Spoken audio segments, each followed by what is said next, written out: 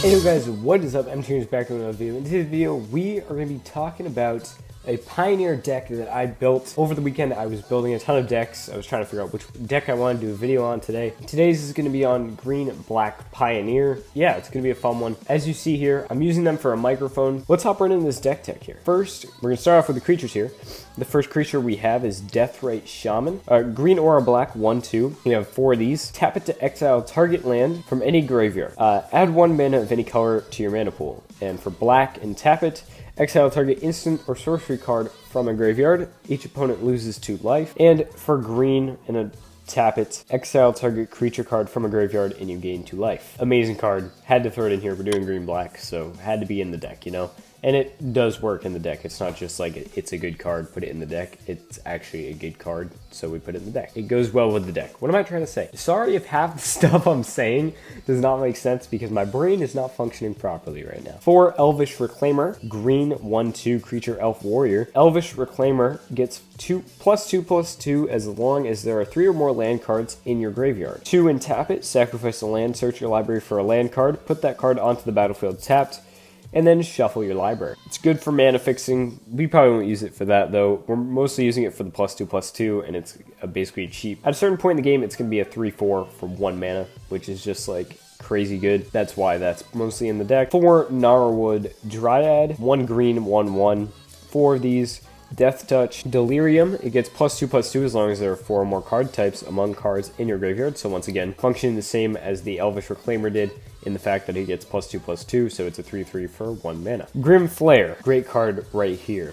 Black and green, 2/2 trample creature, human warrior. When it deals combat damage to a player, look at the top 3 cards of your library. Put any number of them into your graveyard, and the rest back on top of your library in any order. And then Delirium, it gets +2/+2 as long as there are 4 more card types among cards in your graveyard. This one we're probably mostly going to use to shove cards into our graveyard. We probably won't often be keeping cards on the top of our deck just because most of the deck functions like we want the cards in the graveyard to be able to pump up our creatures to be able to win the game pretty quick. Any card that's on top will most likely go into the graveyard. That way we can pump up our creatures. Going to our spells here, sorceries, instants, planeswalkers. For Fatal Push, 1 black, instant, destroy target creature if it has converted mana cost 2 or less. Revolt, destroy target creature if it has converted mana cost 4 or less.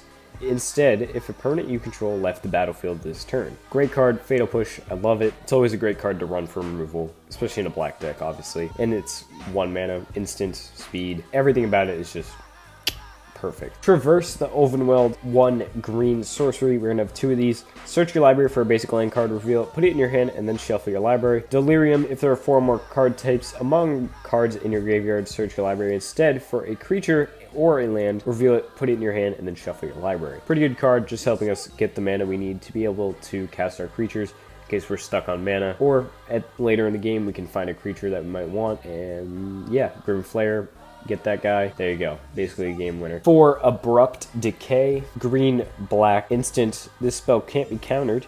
Destroy target non-land permanent with converted mana cost 3 or less. So kind of like Fatal Push, also a very good removal spell for cheap. Nothing in this deck costs over 3 mana, so it's pretty quick and it's powerful. That's what's key. Cheap and powerful. Always good. Assassin's Trophy, green-black, classic right here. I only put 2 of these in because they're so expensive. You could probably run 3 or 4 if you really wanted to, but I only put 2 in. Instant, destroy target permanent an opponent controls.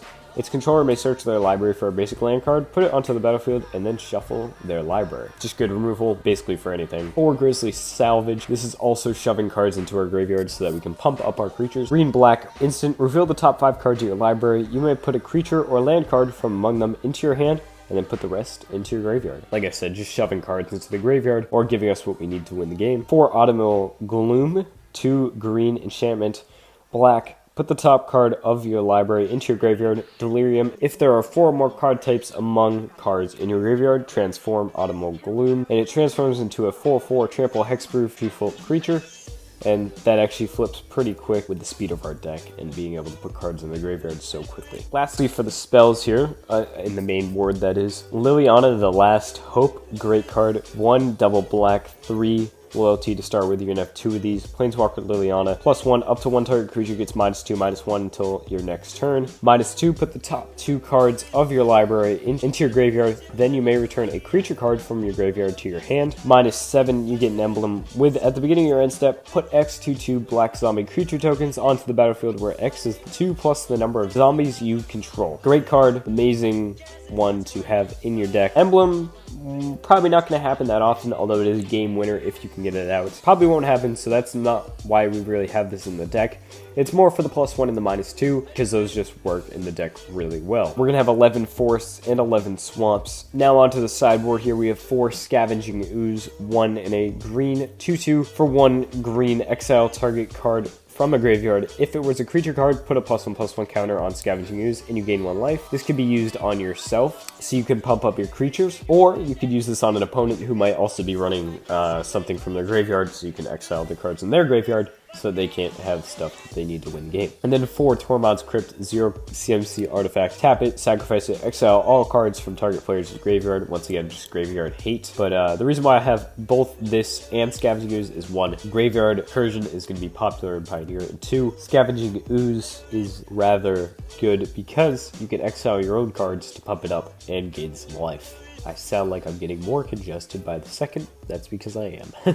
Pithing Needle, 1 colorless artifact. As it enters the battlefield, name a card. Activated abilities of sources with the chosen name can't be activated unless they are mana ability. Good for really any deck, especially if there's a deck that revolves around one specific card being on the battlefield.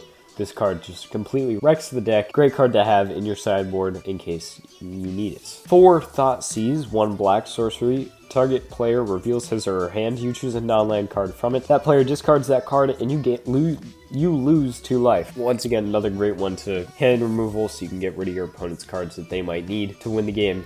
This completely can shut down their entire game plan if you can get rid of 1 card that they might need, or you can just see their hand and get rid of a card. Seeing their hand is always a good thing too, and if you have multiple in your hand, or you get multiple throughout the game, you can just keep removing stuff from their hand. Great card to have in the sideboard. And that is going to be it for this deck. Thank you guys for watching the video. Let me know what you guys think about the deck down below. If you guys have any suggestions about what to take out, what to put in for people who are building this deck, make sure you leave a comment down below. If you want to help support the channel, you can check out the links below. Check out way at the bottom of the description, I have the stuff that I use for my personal collection of Magic. I put my sleeves, the sleeves I use, the boxes I use, stuff like that. You can check those all out down there. If you buy them through those links, you are helping support the channel. You can also check out our merch page. We have a new sticker up, been up for a couple weeks now, but are you an Eldrazi? Because you're a 10 out of 10. And then we have some other stuff too. You can check out the merch link. That's also helping support the channel. So many ways to support. You don't have to do any of them if you don't want to, but they're all very much appreciated, especially the Amazon links, because you're helping me and you're getting stuff that you're going to buy anyways. So great stuff. Thank you guys for watching. I'll see you in the next one. I'll see you guys in the next video. Peace out, guys. See ya.